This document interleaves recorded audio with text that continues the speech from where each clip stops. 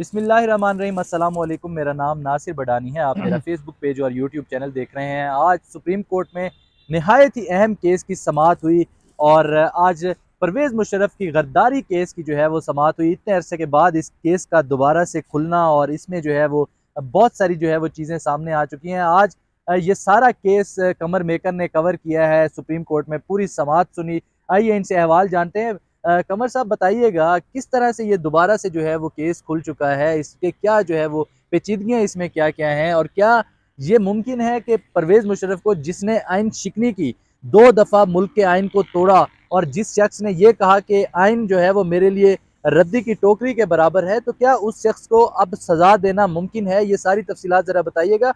और ये जो गुज़िश्ता जो भी चीज़ें डेवलपमेंट्स हुई थी, जो भी वो सारे वाक़यात हमारे नाज़रीन के लिए बताइएगा। बहुत शुक्रिया बडानी साहब। सबसे पहले तो ये कि जो सज़ा है मुशर्रफ के ऊपर गद्दारी का मुकदमा बनता था, उन्होंने गद्दारी की है, हुँ, पाकिस्तान का आइन तोड़ा है, जमहूरियत को नुकसान पहुँचाया है और उसकी सज़ा उन्हें मिलनी चाहिए थी। हुँ, नहीं मिल सकी, उसकी एक अपनी अलग सी रीज़न्स हैं। लेकिन जहाँ तक इस केस का सिलसिला है, केस की मालूमात हैं, वो ये हैं कि सबसे पहले जब मुशर्रफ ने कानून तोड़ा और उसके बाद फिर जब उनके ऊपर मुकदमा बना, तो मुकदमे में 3 रुकनी बेंच ने सज़ा सुनाई थी, स्पेशल कोर्ट ने।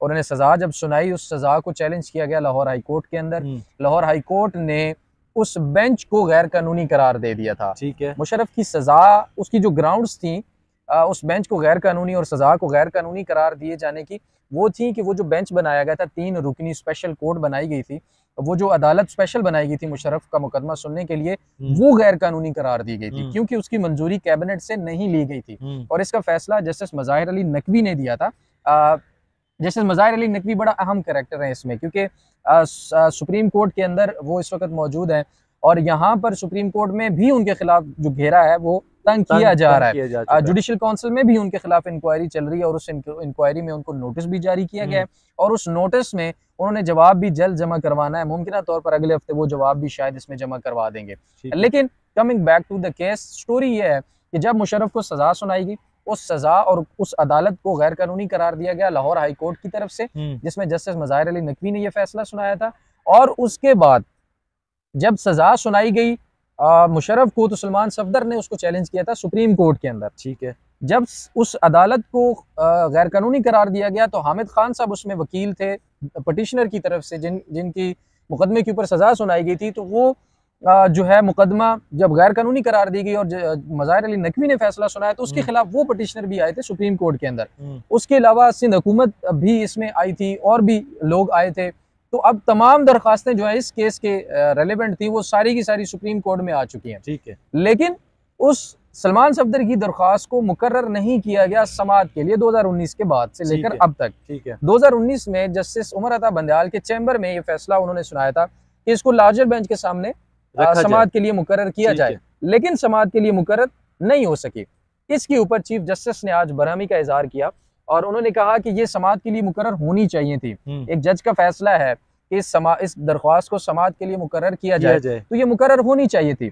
इस चैम्बर के अंदर किए गए फैसलों पर वैसे तो वो एतराज़ करते हैं चैम्बर, लेकिन ये ऑर्डर हो सकता है, इसमें वो राजी हैं कि चैम्बर के अंदर ये बात जो है वो की जा सकती है, बेंच बनाया जा सकता है, लेकिन समाअत जो है वो सुप्रीम कोर्ट के अंदर, कोर्ट के अंदर होनी चाहिए, चैम्बर के अंदर समाअत नहीं होनी चाहिए। हुँ, लेकिन उमर अता बंदयाल के इस फैसले के बाद ये दरख्वास्तें समाअत के लिए मुकर्रर नहीं हुई, जिसके बाद चीफ जस्टिस काजी फाइज ईसा ने आज कहा सलमान सफदर से कि आपकी दरख्वास्त काबिल तारीफ है, इसके अंदर कंटेंट जो मौजूद है वो इस लायक है कि इसके ऊपर बात हो सके, हुँ, तो इसको समाअत के लिए हम मुकर्रर कर देते हैं। एक तो सलमान सफदर की दरख्वास्त को मंजूर कर लिया समाअत के लिए, उसके बाद हामिद खान साहब जिसमें वकील थे, वो दरख्वास्त भी मंजूर कर ली समाअत के लिए। ठीक है। अब ये सारी दरखास्तें समाअत के लिए मंजूर करते हुए उन्होंने पूछा कि किसी को कोई एतराज़ तो नहीं है, किसी ने कोई एतराज़ नहीं उठाया। हुँ, एडिशनल अटॉर्नी जनरल वहाँ पर मौजूद थे, उनसे पूछा गया कि आपको कोई एतराज़, आप इसमें कुछ कहना चाहते हैं? ख़ुसूसन उस वक़्त समाअत जब हो रही थी उस स्पेशल कोर्ट के कानूनी और गैर कानूनी होने के ऊपर, हुँ, तो उन्होंने कहा कि जी मैं इसमें कुछ नहीं कहना चाहता, जिसके ऊपर चीफ जस्टिस काजी फाइज ईसा ने 21 नवंबर तक समाअत मुलतवी करते हुए जो है अब ये दरख्वास्तें जो है सारी की सारी वो मंजूर कर ली हैं। अब इनके ऊपर अगली समाअत जब होगी तो मजीद डिटेल्स जो हैं वो क्या सामने आती हैं ये देखना होगा। लेकिन अब आ जाते हैं जस्टिस मज़ाहिर अली नकवी के मामले पर। ये जी। फैसला हाई कोर्ट से जस्टिस मज़ाहिर अली नकवी ने सुनाया था। अवाम के अंदर ये इंप्रेशन पैदा करने की कोशिश की जा रही है कि शायद जस्टिस मज़ाहिर अली नकवी जो सज़ा थी वो उसके खिलाफ थे। हो सकता है हो सकता है ना हो, लेकिन उन्होंने जो फैसला सुनाया उसके अंदर जो ग्राउंड थी वो बड़ी स्ट्रॉन्ग ये थी कि ये जो अदालत बनाई गई है स्पेशल मुशर्रफ के खिलाफ उसको सज़ा सुनाने के लिए, इसको बनाने का तरीक़ाकार वाज़ेह नहीं है। इसको बनाने का तरीक़ाकार जो है वो गैर कानूनी है, जिसकी बेस पे कैबिनेट की मंजूरी होना ज़रूरी है, और कैबिनेट की मंजूरी ना होने के बायस उन्होंने फिर कहा था कि ये जो स्पेशल कोर्ट है ये गैर कानूनी, और इसका दिया गया फैसला भी मुशर्रफ के खिलाफ जो है वो गैर कानूनी है। लेकिन अब सुप्रीम कोर्ट में मामला आ चुका है तो सुप्रीम कोर्ट में ये डिस्कस होगा। लेकिन मज़ाहिर अली नकवी के गिर्द जो है, इर्द गिर्द जो केसेस मौजूद हैं या जो उन्होंने फैसले सुनाए हैं, इस केस को देखकर भी ऐसा लगता है कि उनके गिर्द शायद अब घेरा जो है वो तंग करने की कोशिश की जा रही है। उनका कंडक्ट पहले भी जो है वो मुतनाज़े है, कई केसेस में ऑडियो लीक्स का भी मामला आया, उन्हीं की वजह से ये सारा केस बना। क्या समझते हैं कि अब जो वो सुप्रीम जुडिशल काउंसिल में उनका केस जा चुका है और अब उनको बुलाया भी गया है कि वो अपना जवाब जो है वो दाखिल करें, क्या लगता है कि अब उनको थोड़ा बहुत जो है वो प्रेशर का सामना करना पड़ेगा? जाहिर है। पूरा एक मीडिया के ऊपर भी उनका ट्रायल किया गया, मीडिया में भी बहुत सारी ऐसी चीज़ें हुई जब हमने देखी कि उनको मलाइन किया गया, सारी चीज़ें इस तरह की हुई। अच्छा, ये पहली दफ़ा नहीं है, पीटीआई के दौर में जस्टिस काजी फायज़ ईसा के खिलाफ सेम यही होता रहा। तो उसके बाद अभी पीडीएम के दौर में जस्टिस उमर अता बंदयाल के खिलाफ यही होता रहा, उनके घर, फैमिली और सारे जो उनकी सास को डिस्कस किया जाता रहा। तो ये सारी चीज़ें जो है उस वक्त भी चलती रही। तो ये कोई नया काम नहीं है कि किसी जज के खिलाफ कोई चीज़ें निकालना और करना। देखिए असल मामला क्या है, जजेस के कंडक्ट और जजेस के फैसले जो हैं वो उनको देखना चाहिए। जजेस के फैसले क्या हैं वो साफ ज़ाहिर, ये वो कयूम साहब वाला तो नहीं है कि शहबाज शरीफ साहब फ़ोन कर रहे हैं और अपनी मर्जी का फैसला लिखवा रहे हैं।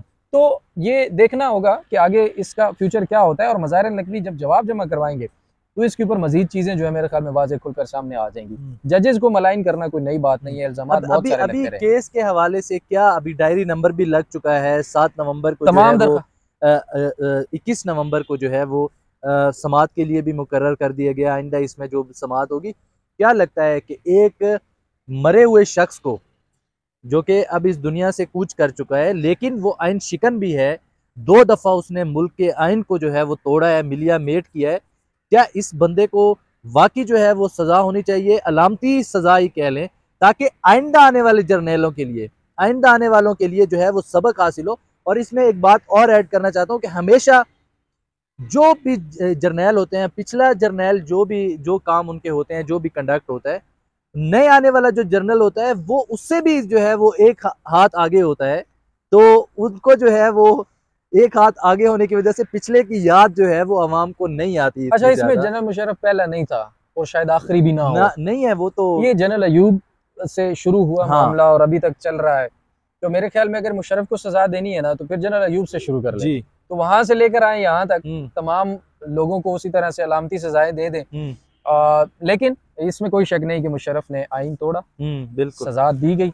सजा पे अब इम्प्लीमेंटेशन हुआ नहीं हुआ, आगे क्या होता है मामला सुप्रीम कोर्ट में देखते हैं क्या बनता है। जी ठीक है, बहुत शुक्रिया।